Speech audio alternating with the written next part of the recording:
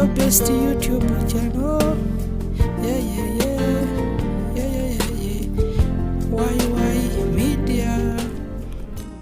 Omulungi oli kwa why media bambi kyabe ekyokola okuba ngo tugoberera kitwizamu amaani.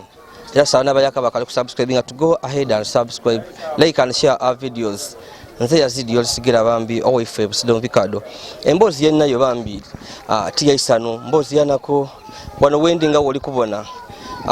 ndi ku kyalo igamba mu kibuga ky'Iganga era nga wano na maka agavuira mu bambi omukyala yafiire mu nsi ya Saudi ali kubita ku mitimbagano nga buli muntu amwogerako byayenda nga tibitegerekeka. Mwakitegere bulungi nti eriyo omukyala yava mu Uganda mu bitunde by'Iganga nga ajja kuliya mu nsi ya Saudi okuba ekyeyo yebezewo ngoyo ni Hadija NAIGAGA babulanga amawulire ge tuli kufunanga bambi timalungi Abengada bakoba nti yandibanga bambi yafuira mu nsi ya Saudi Arabia wabula ekyembi ekiriwo nti tibali kuyambibwa kampuni eri kubazaana nkweka nkokwekule teri bakubira kituufu eyo nembozi yetu inayo wabula nga tesanusa ekyembi ekiriwo ng'emba kubeire kikobebwa nti Hadija asobola kubanga yitibwa bwayitibwe kubanga eriyo audio Abengada bali kujanga bafuna nga yali ayogeranga akoba ati bali bamutwere mu kifu kyatali kutegeera bamukubanga ati ate asaininga kubiwandika nga tabitegera era ngeri ebindi ebiri kwogerebwanga ati bamubaga bamusokola mu bambo boli awo bitundu bye ebyomunda so bikali bityo amatanka nenge empale daba 7 wabulanga ekiriwo nti Hadija yafuire wabula Abenganda bali kwenda omulambo gwe baboneke nga bagwiza mu bitundu eby'Iganga so ndi wano mu bitundu eby'Igamba Hadija we yavuira nga abantu abona bajja kuliya Hadija yali mukyala mufumbo nga ayina abaana nga batano ayembe yayitambula bulungi nge mukitegere yena kudino bayikizagala n'omwami we yamwikiza yajja e Saudi Arabia akuba ekyeyo boolyawo basobola okusomesa abaana n'okwekulankulanya nga abantu wabula tukobaibwa nti yakola kwa wasooka ng'atuuseeyo ebintu nga tebikutambula bulungi akasente tibamuwa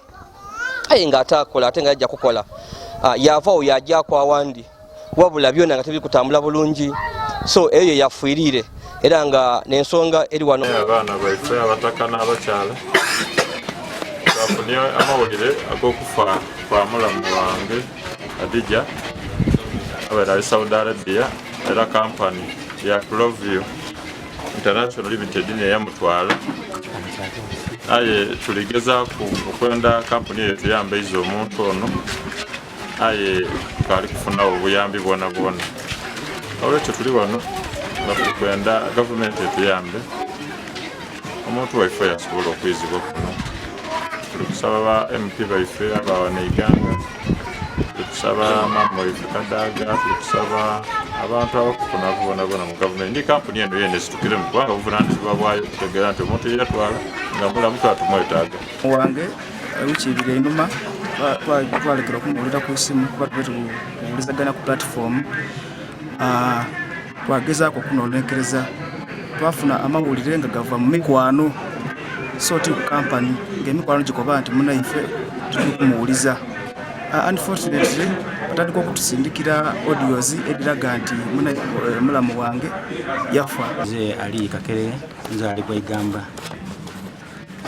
mukazi wange yajja kuluya yajira mu kitongole kya Kukyeyo International wajja yakola emyaka ebiri bwamala okukola emyaka ebiri yayongezayo omwaka ogwokusatu aba kumala kugwa abalimu esimu lyavaaku okumala wiiki ibiri yabayo omuntu yalikubira esimu ati Hadija ali ku oxygeni watukubira ali ku oxygeni twamukola tuweerezeeko ku nankanide tutugeeko ku kifaananyi tumuboneko yatubuzaabuza yamala yasalako esimu yali blockinga tugaana lwairaku olwekyo lyaku yatukubira ati muna Hadija akoze ki afiire bwabanga twamukoba ati yakoba ati afiire aye tulikwenda mulinde polisi edaba kubira yasalako ya blocking esimu bajja kunankani ku office tujja ku office batwira mbatuko bati tutandise ku bintu ebyo aye tujja kubaleetera obubaka batuleetera obubaka batuko bati Hadija kaliwo aye ali ku bukoma okuvaawo tukafuna obubaka amaya nisika kere wa Ayubu tuli hano tukwe mu Lukonia olw'omuntu waife ayatufaku nga ali Saudi Arabia amweta Hadija mulamu wange yatufaku wano batukoya nti afiire bwafa twasitukano twajja ku company kabise wiki nga 2 oba ndala kitundu ati tufuna kikakafu batukoba ati yafa ekivamba batukoba ati ali ku oxygen tutwidi kitufu tuvano twajja ku office batuka ku office batukoba tujaba kolya ku nsonga daimu kukyeyo ekifuba batukoba kabise na ku 5 tibatukoba kiriyo kyona kyona tubabuza gali ati ezira kiriwo ati ezira kiriwo kale tutwidi kintu kiriwo kijja mu maiso ekimuntu waife kyoba tukwenda government eso tuyamba tubenga tusobola ofuna omuntu waife bamufu oba mulamu kubanga isimu lyavaako tukomye wiki 2 tumubulizaako esimu lyavaako tutwidi ngeri kyetu kya kuyambibwamu tusaba government etuyambe ndi nomu kubenganda ba Hadija era nga asoko wanga ali kunibwino onabera yogeranga bambi ni Hadija ni gaga nga bayogira komasimu gaimu abali n'amasimu ago okutyereza nzo obusedo wifeyo tugazira obo oli awo nzira smartphone so abali nayo bambi omukyalo nabera yogera nkuku ni Hadija nga mukobera so niwe na amenago kigongo ku Lusumo ngabizibwe bya Hadija kizibu so ku Lusumo tukobere kuku amawira go kufaga Hadija mugafuna mutya era bali bakoba batya amawulire ga Hadija Hadija twakoma okwogera naye nga lulala ogw'ekumi kati ku Lwokubiri twafuna amawulire nti Hadija yafa ng'ali ni mukwano gwe Hadija gwabaire asinga okukyatinga naye ali Saudi Arabia Hadija gye yafiira nga Hadija ng'oyo mukwano gwe ali kwogerezaganyanga ne madamu wa Hadija ng'ali mubuuza Hadija nga titukamuwuliza yamukobanga ati Hadija mulwaire ali ku oxygen ye era muyayogera naye era ku Lwokubiri lwonna olwo ku ssaawa 6 yamukoba ati Hadija is dead bwe yamala okwogera naye mukwano gwa Hadija oyo yatusindikira bu audios tulinabwo ng'ali kumwinonola ng'ali kumusabanga inkama ni passport kati awe twatandikira amawulire ga Hadija twagafuna Lwakubiri nti mufu so wena tukobere haidinze ebigambo byemu ebyo ebyabakadama tibidi inkama kitegeeza ki inkama eri mu fomu ya ndagamuntu eyawano nga wona abawe ife tuli na ndagamuntu bwe tutuuka yere Saudi batukolera akantu akatwikiriza okukola mu biyumba byabwe ni inkama okay so tukobere wenaawo mubere mwogeraganya ni Hadija ngali eyo muna kudino Hadija male isimuliye imprizigana esalibwe ko ngati mukamuliza ganya yali ayogera biki Hadija nzona kulena ko okwogera naye yankoba ati bali kunsainingisa ebipapulo aye papulo bali kunsainingisa tibidi aye ndibi kubisainingira kubunkenke aye biri mu lulimi Luwalabu nakoba Hadija nti lwaki obisaininze ati babaire benda kunditira wenaawo mba kudema kusaininga twakiwunzikirawo nga asaininze ebipapula byataidi byali bitegeeza ki twaje okumukoba bitusindikire kweno tubikyuseeku tubizeeku mu Luzungu nga babimutwaire ku TikTok 2 tikyo bwe kyali so mwene yakoba bine ebiwandiko yabisainingira gali bwe yali yakolera oba bali bamwidwaliro oba mu kifo kindi ebiwandiko babimuleetera waka we yasainingira waka so tukobere ko kunti ono Hadija yafuirire tuni we yasoka wene wali wawandi we yasoka kukola nga ajire Saudi Hadija we wafirire tini we yasokera ekiyimba kye yasokeramo yakola emyezi 8 nga tibamusasula yajja ku office bamwiza ku kiyumba ekindi kati ekyo kye yafiriremu okay so mazo okutegera muti Hadija afuire nga oli konkotere mukwano go eyakweza bu audio iwe mujja ku company yakoba ki company bwe tujijjaku twajijjaku ya already twasoka twaja waneno we yatandikira maje Kampala bwe twatuka ano batusindika Kampala buti bwetutuuka e Kampala nga bano already bamazeho bategeeza batukoba ati ensonga da Hadija tumwidi mu system yaife alimu era tubeere tutandise obikola ku kampuni kyeyo bajeta Provio International. Ati bamazeho batandise obikola ku bawandiikira embase ya wano n'eye Saudi bawandiikira n'Interpol batukoba twire baida kutukobera amawulire agairaku aye baba bayikiriza okutwambako okuyiza Hadija amawulire agaize kubeze kutukoba ati bafunye amawulire okuva e Saudi nga Hadija aliyo mulamu aye nga ali kukoma ate ngere eriyo omuwala awaya n'abawalabu yagula omuwalabu bajja mu idwaliro bakakasanga Hadija mufulwa ko ababalo baida okuba ku ebifaanani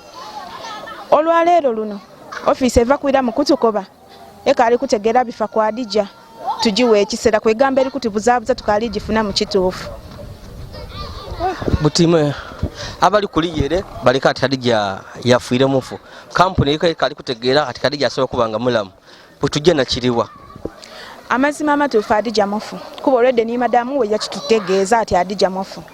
aye kampuni eyinza okuba nga enda kutubuzaabuza biseera bwe bijja eyinza oba nga kyeri ibala. So ono madam iwe mwene wasobola okwogerako naye ku WhatsApp oba imo oba ayoba oba emikutu yajono oba oliawo twayogerezaga naye ku WhatsApp audio zitudirina ngaakoba ki audio ngali kutukoba tumuweereze inkama ya Hadija oba photocopy kuba bino byali byasigala mu kiyemba kye yasookeramu ngali kutusaba tumuwe ebintu ebyo mbwaje eri Hadija mu idwaliro ife tuwatyo bimuweereza nga twiditi oba ali kwenda kujja kubuzaawo ki meiti ife tujja okwenda okugifuna nga titukagibona eyo n'ensonga lwaki titwabimusindikira. So nebyo nka byogirako ko n'omukulu nimo enali mukama we yemweta madamu ezirako ku audio yindi needo dityo audio ku audio yafunye kuko ngabambiye kusako bya Hadija kumfaye oba oliawo ebigambo byayogirako okuleka ekyo yatukoba ati bali musayiningisa ebipapulo era awo wetwakomawulira okumuwuliza ku ngalulala ogw'ekumi. So tweto nga tuwulira nti bamusala bamusokolamu oba oliawo atebeza nti bamusokolamu ebitundu ebindi ebyomubiri ebyo mbeere nga mukali kubiwulira kuba li abyogeire tubeire tubiwulira era nga ebyo twabitola ku muwalabu eyajjaayo oyo gwe baagula n'ajjaayo naye era yatuwaaga amawulire ngaakoba ki ati bamusala bamutola mu kidini ensigo so nga kitalo Hadija abene n'abaana bameka Hadija alina abaana 5 abalenzi 2 abawala 3. So nga mu family kiki muli kwenda mu kaseera kano nga ife family era nga bwe muli kutubona bwe tuli kye tusaba government etugemere kutuiza Hadija mama waife mama Fina Janet mutugemere kutuize Hadija kubeza tulino no labana be kuba bato tuti mama yemwe yafa bamuziika kuluya kale tusaba mutugemese kutusobola okubanga tuiza omulambo gwa Hadija ku butaka. So tumuli bamativu n'engeri obuli wa company yeri gama mu ensonga da Hadija tutuli bamativu waire kuba buli lunaku etuwa mawulire gandi ate nga tulibona ngeri kutulibuzaabuza obuzeebuze kali kuteera ku kintu kituufu kale tulibona yalanga eri tubuzaabuza. Okay kali bambi banangi ebene bya Hadija tukali eno bambi tukalondola ensonga da Hadija andikogera ku n'abantu abendawulo ayenga ekiwo kiri nti bambi yafuire mu nsi ya Saudi era nga ngemubulire kiteberezebwa nti yandibanga bamwita bwite bamutolamu ebimu ku bitundu bye aba organized so nebyo sofa aye bino just bya lugambo tukali kufuna kintu kyene kituufu kuba ezira abantu bene abali n'obuyinza bo authority abatuseeko oba oliawo akumubiri gwe wali so ayenga amawulire getu kufuna nago abenga anaga bakoba nti abantu bali bakobera nti bandibanga yayitibwa buyitibwe banga wemba kobeire tukajja mu maiso n'ensonga ya Hadija era nga tukogerako kubambi n'abenganda baberenga ayogerako ku nabo so ono ni muganda we era be bayogera ino ku WhatsApp nga bakyatinga nga tega bitana ku 2 wero na kulala nga bayogera so atukobere kuko yena ina bingi na dabyaidi kumfa ya NAIGAGA oba oli awo etandise okwogeza abantu ebigambo wabula ng'ekiriwo nti famire eri kwenda kubona nga gavumenti egiyamba omubiri gwa Hadija guvuye guli mu nsi ya Saudi bambi bagwize no bitundu by'egganga oba oli awo aweebwa ekiwumula eky'emirembe. Tukomereko ku niwani nze NAIGAGA Salima. Okay, Salima kankugemereko ku so tukobere Hadija yajali kulia. Hadija okujja kuli yajja 2018 gwali mwezi gwa mwenda enaku ddo mwezi awo dentategeera. Kiki kyamutwala kulia yali mufumbo n'abaana? Yali mufumbo ayenga munayo okujja kulia kwa Hadija ng'embeera tinungi ewakaawe n'okujja kulia kwa Hadija ng'alijja kolera ki baana be abe ng'ayamba abaana be. Hadija okujja kwe kulia yajja kulia eyo yagira mu company ki? Provi International Limited. Ka branch nkali Cairo Road ke yasokera ku memala ajenge Kampala. Wajja kulia yakoba njire kuyikiza abana bange kubategekera. Wajja kulia Hadija yajja mushiyumba yakoba ntuse oyatuka mu kulia yakoba yankubira isimu yakoba Salima ntuse ayi ntuse family yentuse mwerimu abantu mwenda. Yali kujja kola mulimo ki? Mushiyumba. Okay, ekiyumba nekyo buti omulimo guyagira okola kirina mufumbi kuku maidi driver biki? Maidi. Kati watuuka mu kiyumba omwo yabaawo yakoba baleese omukozi ow'okubiri yatandika okola emirimu gye yatandika okola emirimu gye yakoba munnaga nowe ntuusaye nga wabi baba beti nga tibafunanga mukozi wanaga ninze mbagagwire yakoba ati mbagagwire yabaawo yamalawo ng'emyezi mukaaga baleeta omukozi owundi mu Ethiopia wabaleeta mu Ethiopia Hadija yakola jawera emyezi nga mwenda nga kale bamala myezi 2 ku 3 okumuwa akasente ke bamala emyezi 2 ku 3 okumuwa akasente ke omwaka ogwo gwawaako omwaka ogwokubiri gwafuuka gwa mbirigo batandika kuba tujja kusasulanga myezi 3 jawera 3 jawaako jajja mu gwokuna tujja kuwa akasente ko mukiyumba ekyasookeramu kibe kimukola ki ng'ensasula yo tinungi bulungi kale nga bamukalubyamu kumusasula akasente jawera 4 ati tujja kuwa Hadija tujja kuwa sente jawera 5 ali aluli jja kuwa sente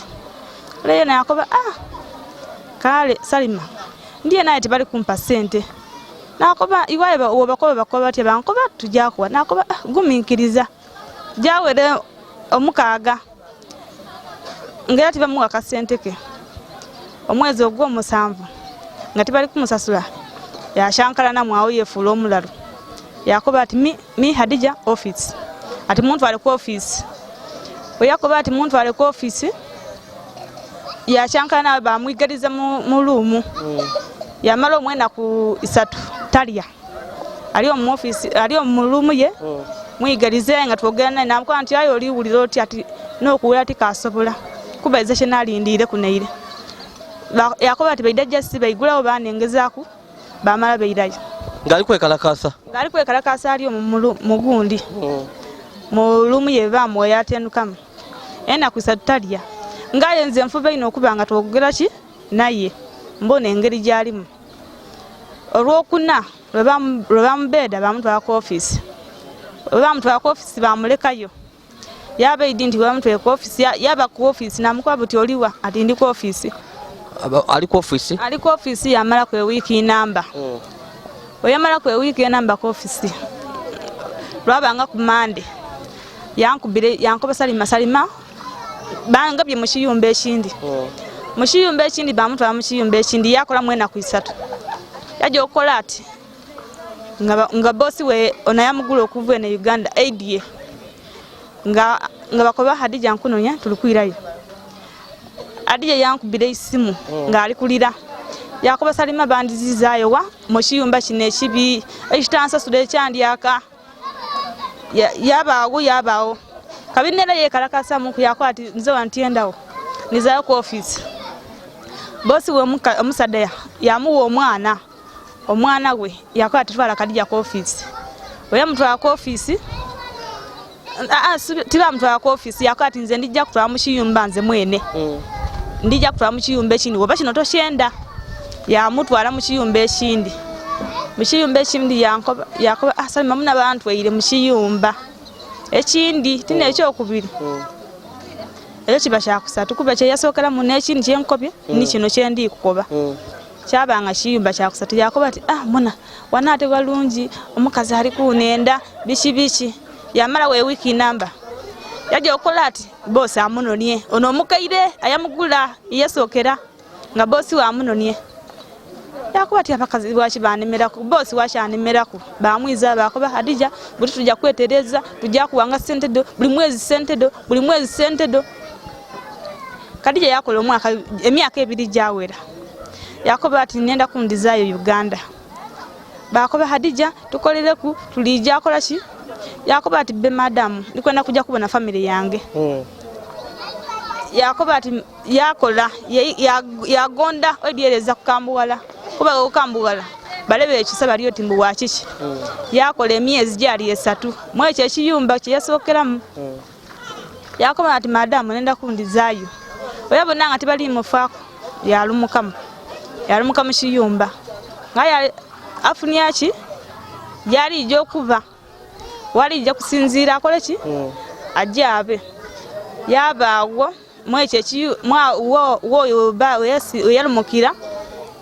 yamala we akabanga kati oyo omuwala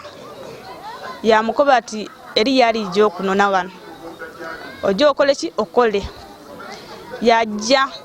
driver yamunona yamutwala mu kiyumba yakola kati wano uyakola abeera akola nga akola kati kino ekiyumba kino ekibeemu ono omukazi wetukuba nti wafiirire yabeera akolera wafiirire wona abeera akola nga maidi era nga akola nga maidi muno olwo olunaku yakubira ku muani ono omuwala yakoba ati wano wendi walungi wazira ki yakubira ku muwala ki oyo omuwala titumwidi bulungi ayini mukwano gwayogera nimwe beta abeta yogeranga nife ayo kati mubi nebizibu ebyigwirewo biya oyo muwala byansabira kwendagana omuntu ya Hadija wa otandise okwogera nife kati wa mukoba olunaku yayogera ku ni sister we ali Saudi NAIGAGA Hasiya yamukoba ati munaye nze nzira buzibu dali sawa 12 nga bali kogenda oyo mwine dawere sawa 4 Kadija yakubira ko sister we olenga tagema nga ali kukola ki nga ali kola emilimo gi mbuyabayo n'owundi yakubira yakobere kwani ono sister wa Hadija ati muna Kadija yakubira ku sawa dibaire ina ne dashi kobe nga 19 no lina yakobera kwani ati nga baboine kuncho kale nga baboine basanga dijire mistikoro ya Hadija kuhimo ono weva mukukola emilimo no sister we ali Saudi NAIGAGA Hasiya yakubadali saa mukaga gwa bwiri yakoba malirize mimi mukankubira Kadija uno nsanze ku mistikoro yakuba isimu ngaisimu so kolinde yo mu isimu kale oti tuire yawo aba atoira kumulama kati ole yamukubira ku isimu yakati ndagenda ku mistikoro ya Hadija dali saa mukagwa bwe yamukubira yakoba ati nsubira atendwike nga tali kukola ki nga tali geme isimu ati nsubira atendika ngeri online kuba webe online eraga obutiki butya bubiri webo kati ole yakoba nsubira tali geme atendwike bwakera nsubira saa 18 da kuncho ngera akerera munga akubira Hadija nga tali geme isimu yakayi ngalera atendwike na isimu yadi makulu we kuva obwire bwena kubye dawere yali efuba ku kunchoko yefuba ku isimu yakoba nsubira ku WhatsApp tali kwenda kugema yakoba ku mwine ati temayo kubira ku Kadija oli yakubira alina data yenasindikira kale sente ede Uganda eri yenasindikira sente da Uganda nga mwene yegule data yakuba isimu ya Kadija nga yireke ndo switch off kindly switch it off. Okay.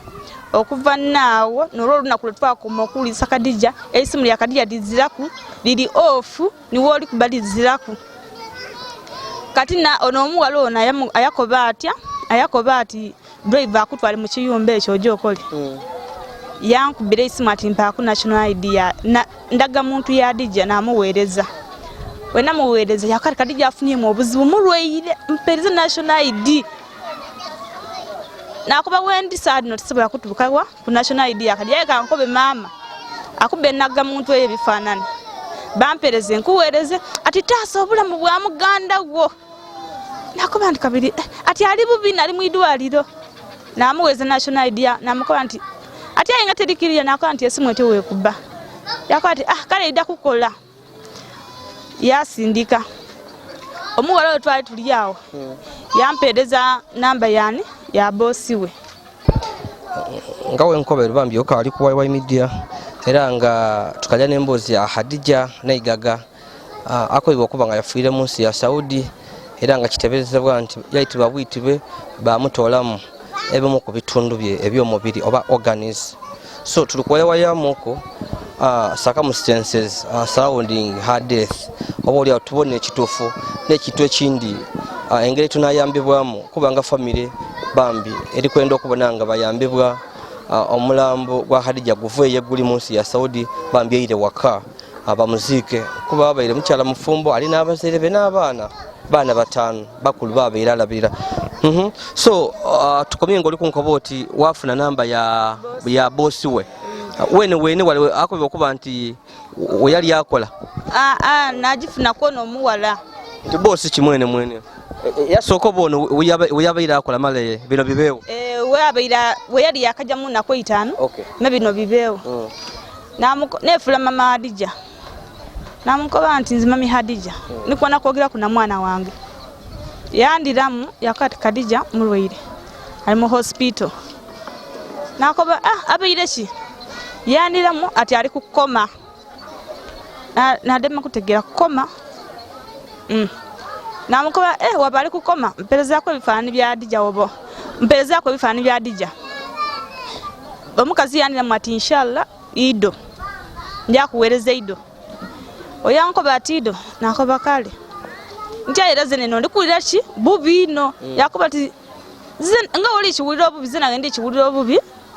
Kadija ali nga muganda wangaye don't worry tomorrow yeira mwa tomorrow inshallah bwatuka kunsho nawereza hi how is Hadija yandira kunsho ndi sawa ndala yandira sawa mukaga gwa musana yankoba Kadija mufu kuma Uganda embassy ejja kubanga yogera niwe mu message da WhatsApp message yokainado weda kudimpa ku message da WhatsApp edo we yakoba ati kuma Uganda embassy ejja kubanga yogera niwe yankoba police contact you awe twakoma sawa dene edo nabanga mbwe message edo na mala na muwerekeza message yambrokinga yabanga tabwene message dange dembeire muwereza awe twakumpaka na lero mukazi yambrokinga oba na message tidilitict katiki kalala aho shiragabula gene chifani che atimbye yo chavaawo kati nawereza ko omuntu awundi nti wetameyo boti osinika ku message omuntu awundi wasindika message dagatiki bilinga ali online nga nze yambrokinga okay katonda wange nga kitalo so ekyo kiraga mwene wakoba waba ya confirminga mwene mukamawe nti yafuire mulinde police ejja kukubira ni Uganda embassy kiraga nti yaikizanga nti ono mufu so biro bigwirewo mwestulinga family timwaja ku company koba ndi yamutwala ekyo nakiwulira nabanga ntegeze baganda banga abandi enkera lyaku twabanga tujja e Kampala ku office betwaja ku office company ki Provia International Limited betwaja ku office twayagana ya ba madam twabanga tu already nga nasindikira madam mu message namukoba madam bye ndikuwulira boss wa Hadija ava kunkoba Hadija mufu yakwat forwarding ebigambo bya yogeire na bi forwarding na bimuweereza era twajja okujja ku office nga olede maze okumuwereza ki ebigambo abo ku office batukoba Khadija ya emikono gya office yali adiviremu wadivamu bamala bakoba aye era abamuntu wife nifo twakola ki otwamutwala ati ebintu ebina bite mu system twabona buli kimu twabanga tuli kukibona Hadija oluna kulera alija kwira Hadija bishi Hadija ya batukoba ati aye tujja kugemaganira ki walala tubenga tunonenkereza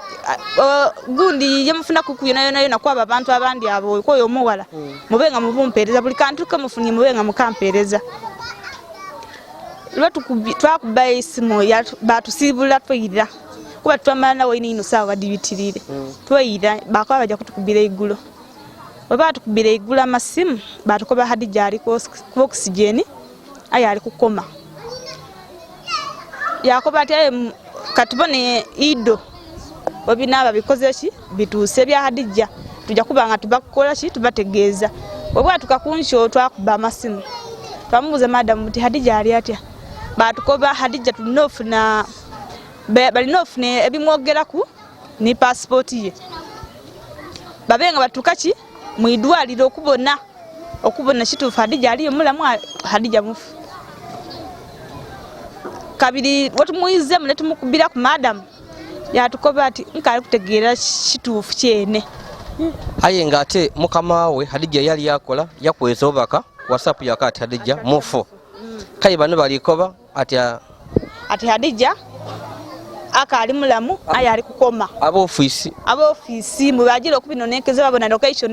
location Hadija idwaliro lyalimu babona Hadija mbwaka ali mulamu ali ku oxygen aho twadema kubitegere engeri bali kutubuzabuza mbati nga bali kutukweka bukweke kubisawo ki dina lya office so buti mwenga family chiche muri kubuti mwabivire ku tukabiri kuyino kuba omuti omuyajiri kutulume ino lwa muganda waife ni mama ifitali bulungi ino abaana bonka bali kumukoba dada twenda mama tukwenda government yetuyambe ba MPs batwambe ku mama Fina atwambe tubenga tutwayo bode ya muganda waife eve Saudi yeri so ebigambo biri kwogerebwanga ati yali abandi bali kobanga ati waliwo bakabayabisa gakoba ate bamutwaira bali kumukobanga sainingeko ebeti yakoberako ati aligo byali ebipapula bali kumukobanga sainingeko nga tabitegeera ebigambe ebyo nawulira ati eriyo muvubuka yebasindika bamukoba omuntu Joles ati saininga aye nga kusaininga omuntu yatali kubonako ati saininga ya saininga kuba nibu message obo mukuwereza oyo muvubuka ati nsaininza tiri kubona ku muntu yendi kusainingira aye banko yen saininga ku police ati omuntu yafa banko ati oyo muwala yafa banko ati saininga bamukoba saininga nga itali kubona ku muntu yali kusainingira nga balabo ku police bali kumukoba saininga omuntu yafa ya saininga ate aliwo audio bali kubitagananga nga abaana bali ekuliya mu biyumba bakadama nga balikoba ati bamusala bamutolamu ebe ku bitundu bye by'omubiri wabigulire ku ebyo era byo byonna ndibigulira kwa baba walanga bakoba tidi koba oba eri yayogera ku kunaye kwede sade yakubanga tibali kugema oba eri yafunaku kati nasindikira ku beine aho wentali kutegeera bulungi ayenga byakabanga bitufu kuba omuntu tutuli kumubonako omuntu tutuli kwogera kunaye aye bali tukoba ati ali kuki ku oxygen okay kale bambi tuyanziza ebyo bimala gyokola emirimo gyo so eyo nembera bambi tuli wano mu bitundu ebyeganga nga tugeza okukolonola ku nsonga bambi NAIGAGA Hadija nga bosi we yawereza obaka yakati Hadija yafa mu ngeri kali kutegerekeka obula company Hadija yeyavuira eye Kampala bajeta Provio International ekoba kye kali kubitegera bulungi ati yandibanga mulamu so bityo biri bya matankane so tutwidi ere Saudi bakoba yafa kampuni eriko basutwidi kampuni omuntu waffe Saudi tibagitegeeza kampuni yatwala omuntu nti omuntu yewaleeta afiire so ebyaba bityo ndi Yabambi Yazid Yolisigira abakali ku subscribe please go ahead and subscribe like and share our video mbere ya kiyongobero wano era wentukire gano nga abantu bangi olwire nti eriyo yajja kuliya wabula mu kifo ekyokwira ni sente mawulire agali kuva Uganda gakoba nti gabiranga kubabikira nti yafiire abantu beidye gano bambi era nembere beirewo so tuli wano ogezaako okwogerako ku bambi n'Abenganda era tuboneke nga tufuna obuyambi wabona obwa NAIGAGA HADIJA omulamba gwe okuva yeguli Saudi bambi bagwize ne Uganda obitundu ebyeganga oba oli awo azirikibwe mu numba y'Olubera HADIJA yavaire nga mukyala mufumbo era nga yali azire ku baana aba yalina abaana 5 babeere nga aweera mu busente obwo obutono bwabaire afuna nga tibitambula bulungi aye nga obusente aweereza yaweera abaana be bambi ndi Yazid Yolisigira.